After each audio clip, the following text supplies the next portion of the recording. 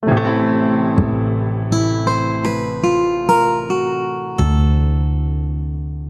it been a week already? It's hard to believe. It feels like it was only moments ago that we were recording the other intro. Exactly. Life is just passing so quickly at the moment, David. Which, if you are working in a university and marking essays around this point, I'm sure you realise as well. But welcome to December, listeners. Indeed. And welcome to the Religious Studies Project. I'm David Robertson. And I'm Christopher Cotter, and we're brought to you by the British Association for the Study of Religions, the North American Association for the Study of Religions, and the International Association for the History of Religions. My inflection was a little bit odd there, but we'll just roll with it. And it's got to be better than the list of abstract letters that we normally do. This week's podcast is another one with Chris, hence you're hearing my voice far too much at the start of the episodes these days. And it's with Donovan Schaefer on the controversial topic, is secularism a world religion? Well, is it?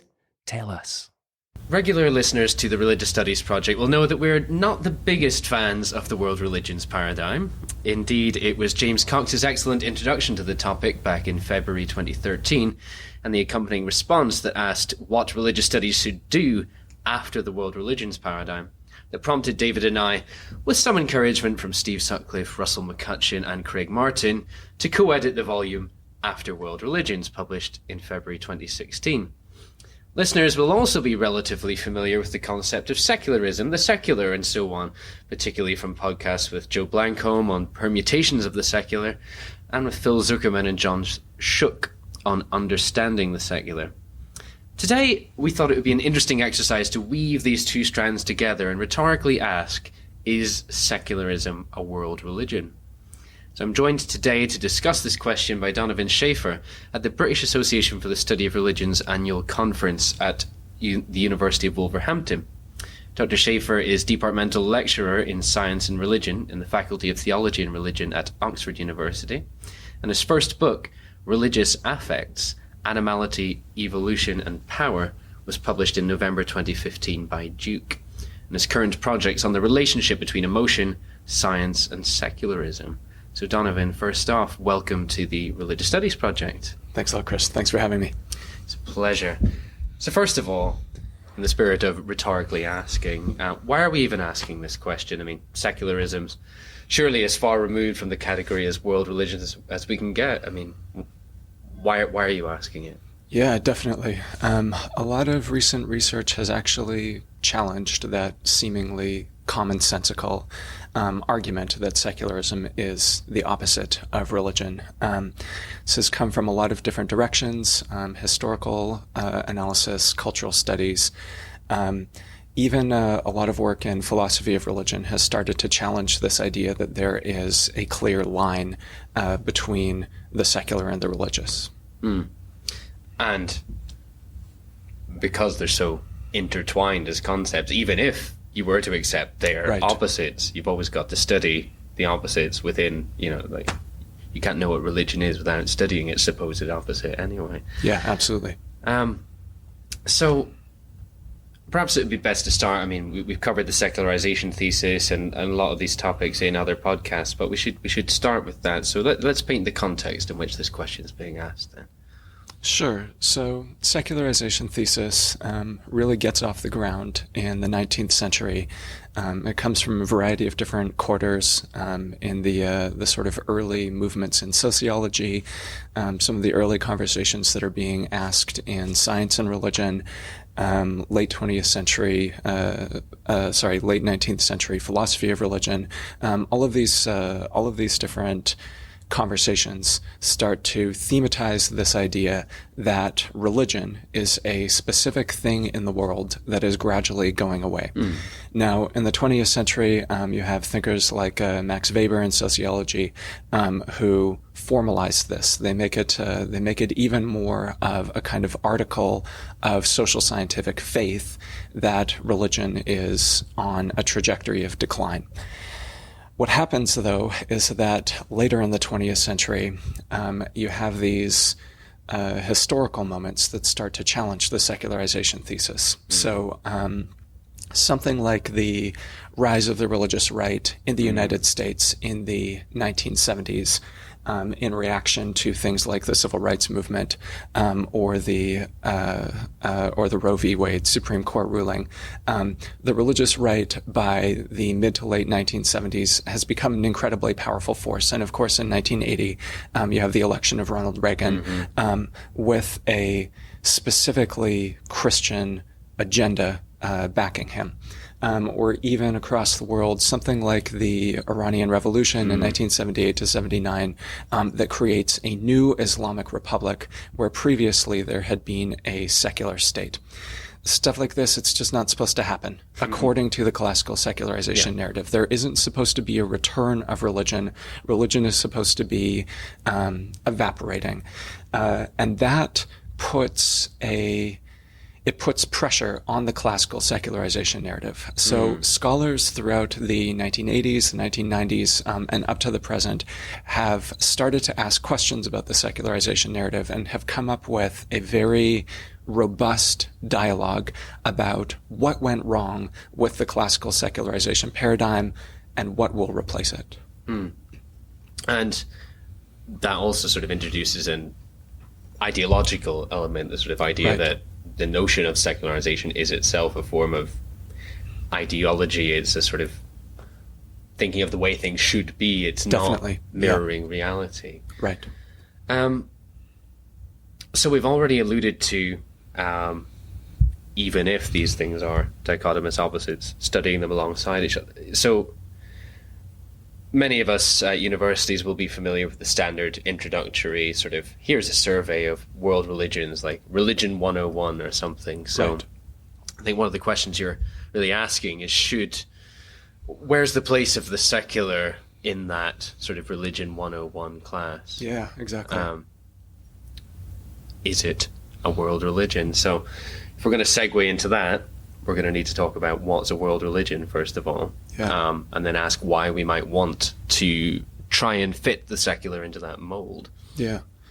I mean, really, I should be asking you that, but I guess my take on it is that the idea of world religions, again, has its emergence in the 19th century. It comes out of these 19th century thinkers like Max Muller, who are interested in making the study of religion into a science. They want to formalize the study of religion and turn it into something that moves away from the obviously supremacist classification scheme that had been used previously in Western Europe.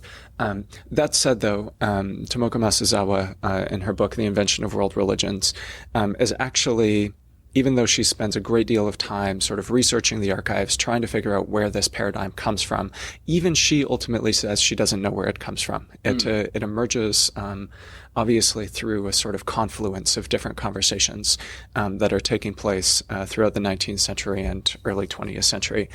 Where precisely it comes from is a little bit opaque.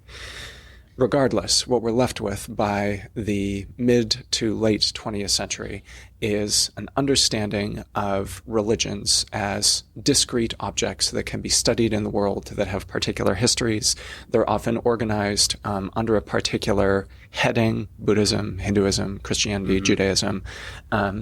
And they are very often structured around a specific text and a specific set of practices. And that structure is something that has become, at least at the level of the dissemination of religious studies in terms of undergraduate teaching, central. Yes. How did I do? You did well, sir. You did well. And it's, so it's sort of ubiquitous in undergraduate teaching, and it's ubiquitous in societies. We think about what is your religion? That's a question that makes sense to people, and then we have these certain silos that we try and put that into. So yeah, this has been, regardless of the origins of it, this has been subjected to a number of critiques, right? So it's very Protestant, for example. That idea of a text and it being about belief, you can only have one faith and all that sort of thing. This seemingly objective model suddenly becomes, a That's a little bit Protestant. Definitely. And also something that I think we can see as being a byproduct of a particular idiom of 19th century science. 19th century science, it's the age of classification, it's the age of grand theories, and that prism divides up the world in a particular way. And I think that we can see the world religions paradigm as being a product of that particular way of thinking about the world.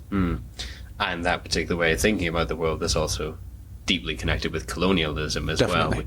We were encountering others and then Absolutely. classifying them. Classify and conquer was, I think it was Max Muller's term. And then, of course, it encourages this notion that there is a thing called religion that is made manifest in various forms. So Right. Russ McCutcheon would take great issue with that. Yeah. So given all that problem with the world religions paradigm, why would we want to try and fit secularism into that model? What would be the point? Shouldn't we just be jettisoning it? Yeah, right. Well, I mean, I have a few thoughts on that. I'm not blanketly hostile to the world religions paradigm. I think that I would give it about a 6 out of 10 or a 7 out of 10 in terms of a pedagogical tool for explaining religion to undergraduates, especially if we start from the assumption that many undergraduates are only going to take one religious studies class. Is the world religions paradigm necessarily the best way of doing that? I'm not sure, but I don't think that it necessarily is evil. However, I do think that it needs to be deconstructed from within. I think that precisely as we're teaching students within this framework, we need to be calling attention to the limitations of this framework. And part of the reason why I think it's important to talk about secularism within that context is because I think that it sets the stage for a conversation about the world religions paradigm in and of itself. Yes, and the paradigm, I think it was my colleague Kate Daly-Bailey described it as it's a useful way of getting people from one side of the road to the other. Absolutely. And if that's what you need to do, you get them there. But you can also, along the way, be explaining to them why you chose that way of doing it. Exactly. It wasn't the best. Yeah, right. Okay. So let's do this then. Let's take a world religions model. And let's take the notion of secularism. So how are we going to go about answering the question, is it a world religion? Definitely. So this is where I want to get a conversation started. I don't have clear answers to this, but what I sort of see us doing is shuffling the deck of secularism studies into the deck of the world religions paradigm and just seeing what comes out on the other end. So I think that in terms of a kind of structure, an overall architecture to this, there would be two ways of doing it.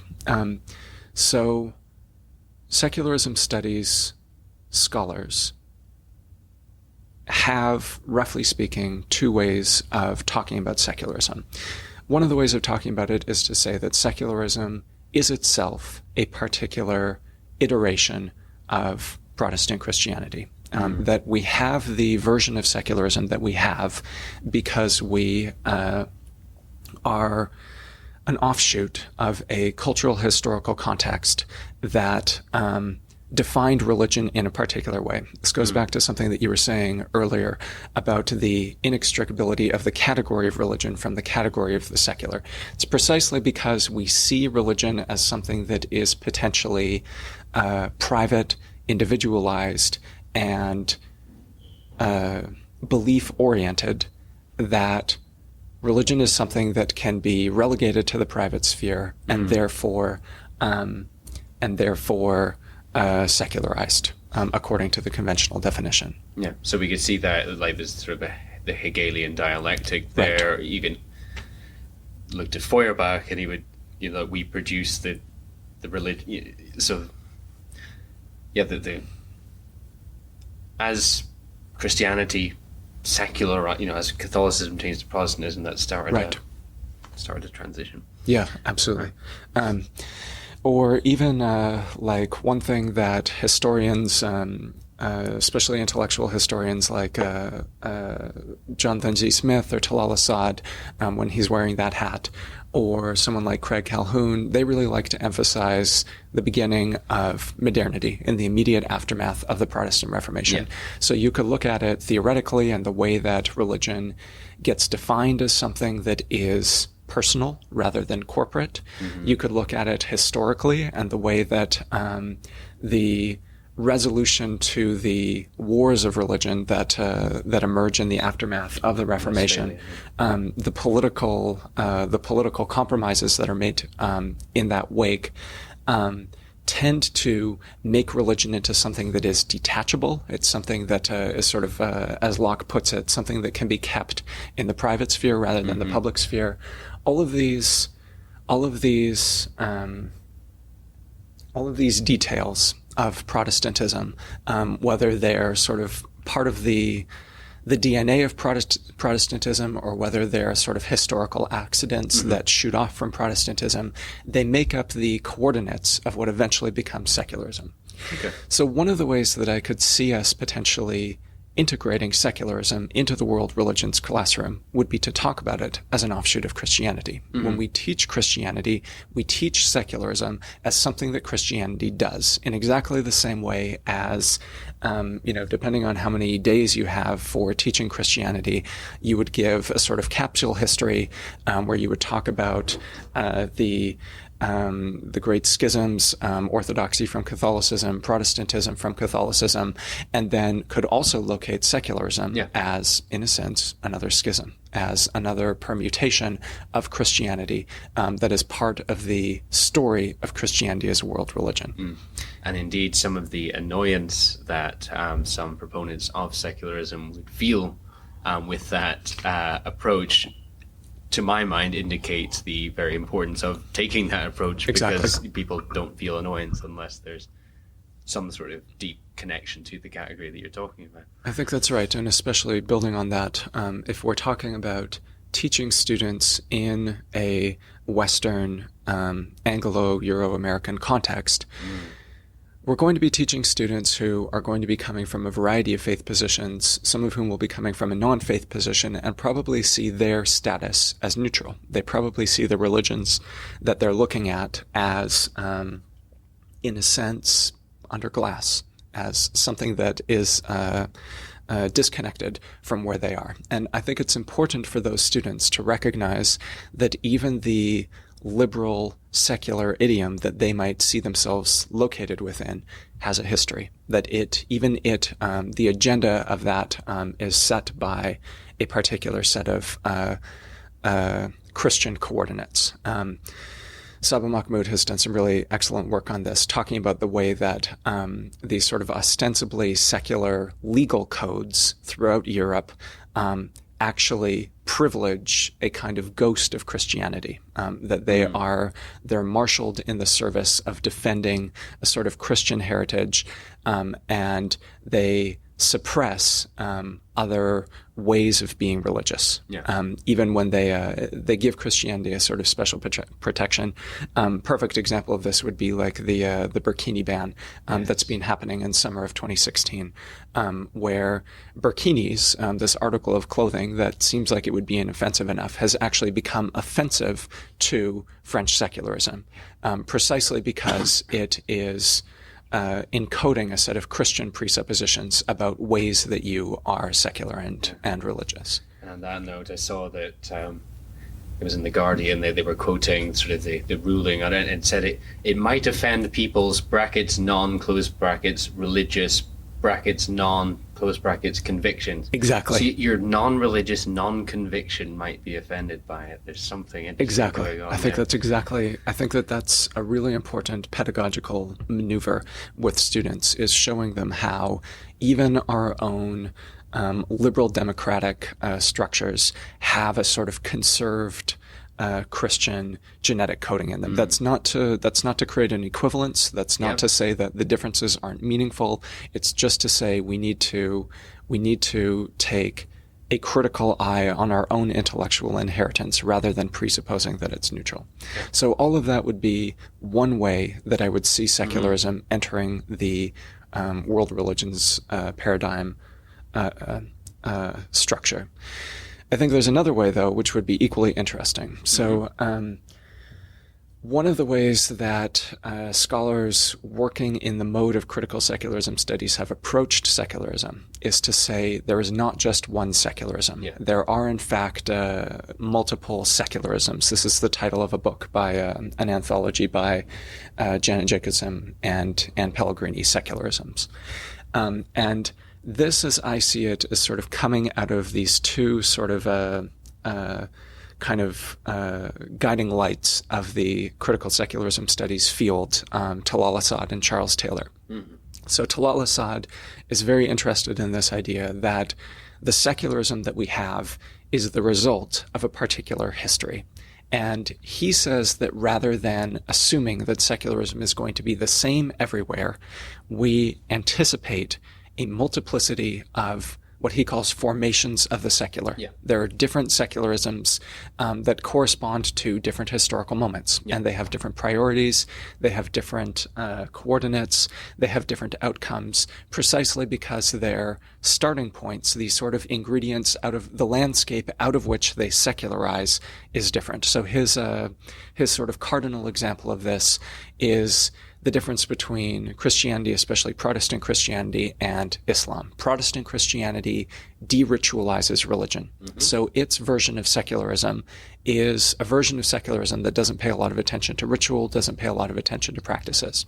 Asad will say, when we have formations of the secular emerging out of Islamic contexts, we need to be attentive to the way that they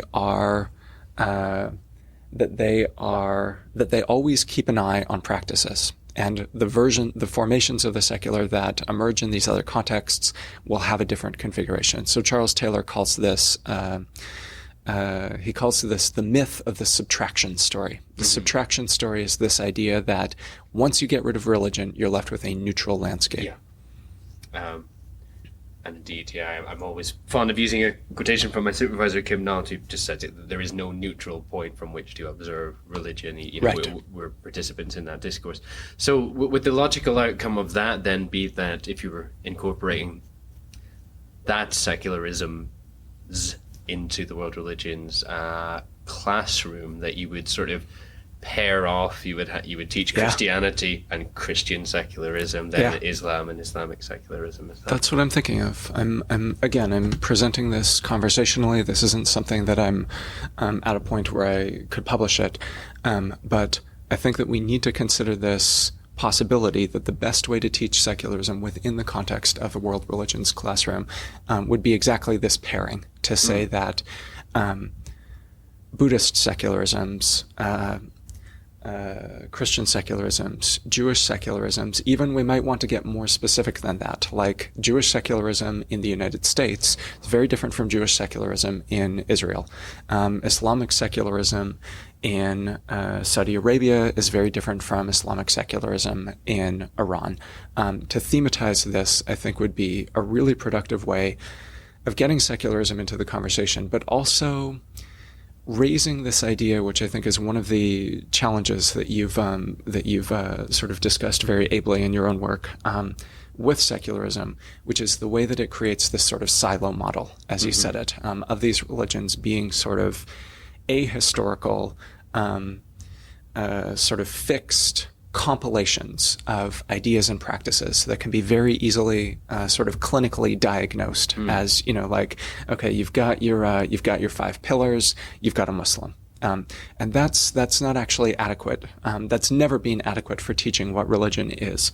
But it's particularly inadequate in the context of a global situation now of accelerating mediatization and globalization, where transactions between different traditions are becoming more and more rich. They're just more and more. The dynamic between different traditions is becoming deeper and deeper, and I think that emphasizing that localism of secularism would be a way of raising that to the surface. And this is exactly the sort of thing that we should be discussing at this conference, with the theme being religion beyond the textbook. Exactly. So conclusion then, so are you going to do this? Yeah, I think I will. I'm not in a situation right now where I teach world religions, but as I think about that syllabus, next time that portfolio falls in my lap, it's something that I'm actually quite excited to do, precisely because of the way that I think it reciprocally calls attention to the limits of both the world religions paradigm, which I think is a useful, if limited, pedagogical tool, and the secularization narrative. And how do we avoid one of the main problems with subversively employing anything, so subversively employing the world religions category, is that your critical intent isn't really communicated to the students. Again, as you say, if they come for a one semester course and then they've gone in, they've done the world religions course, they've come out. So say they come to this course and they do world religions and secularisms thing, and then they come out with this sort of very strict siloed model on Islamic secularism is this, Christian secularism is that. Well, is there a danger that going down that route could be sort of reifying the very distinction that we... Yeah, I mean, I think all discourses have dangers. All discourses are going to be provisional ways of organizing the abundance of information that is the world. And they're always going to have certain limitations attached to them. I think that the best that we can do is inhabit those discourses with a sort of deconstructive eye. And my hope is that, among other things, I think that there are lots of ways of sort of reciprocally critiquing the world religions paradigm while teaching it. And I've tried to do that in the past when I've taught world religions.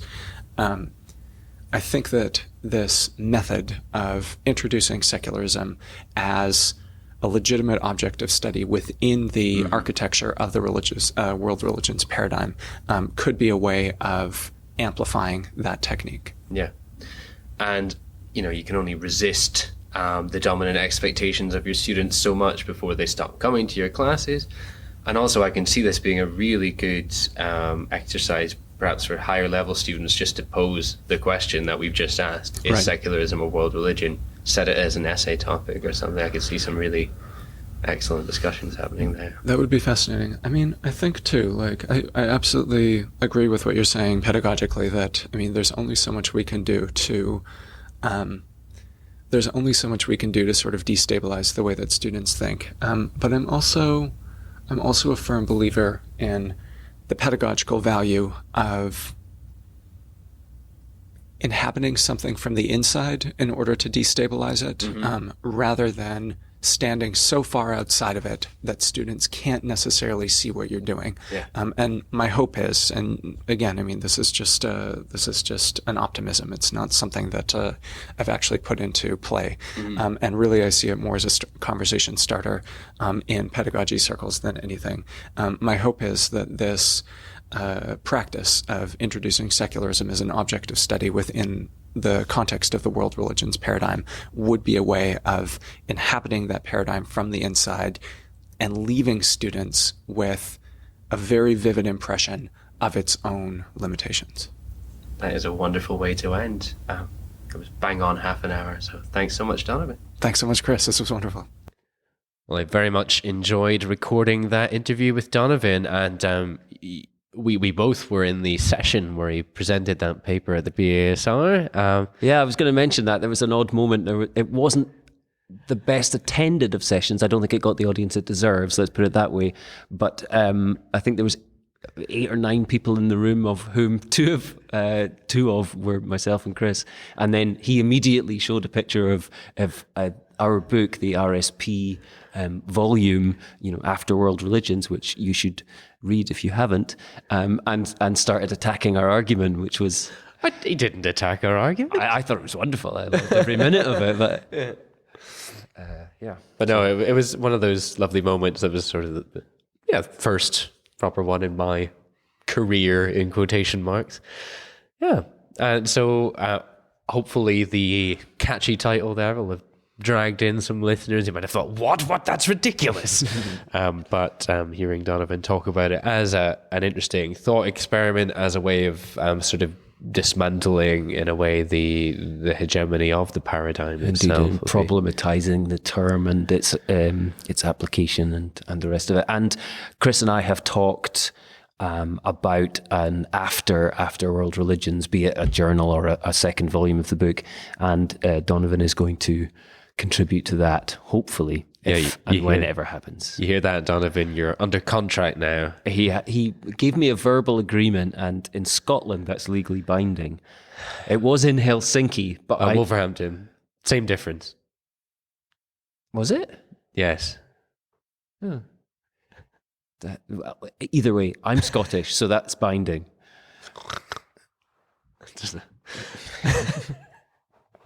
I think we may be showing too much of the man behind the curtain this week. Exactly.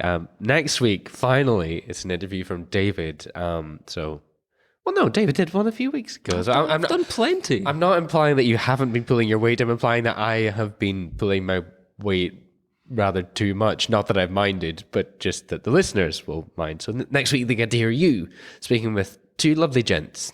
Yes. And also with Titus and Paul. Titus Yelm of UCLA in London, although recorded whilst he's in Helsinki on his sabbatical, and Paul Francois Tremlett of the Open University.